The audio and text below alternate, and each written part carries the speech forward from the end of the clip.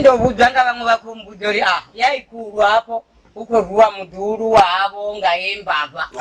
mbava ndinya mwana wavo wamutukana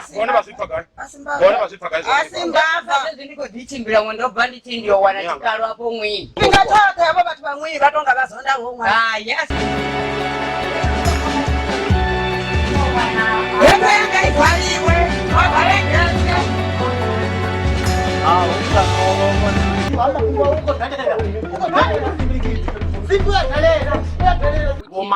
vomasikana wamiyanu ndiko mangalo rinobuya lini chimwe chifhinga mutu ufuna ufembedza zvimwe zvithu zvapupa nga mwiya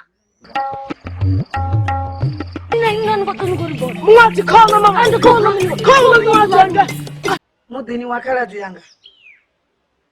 zvino apa nditauri ndikuamba nanyi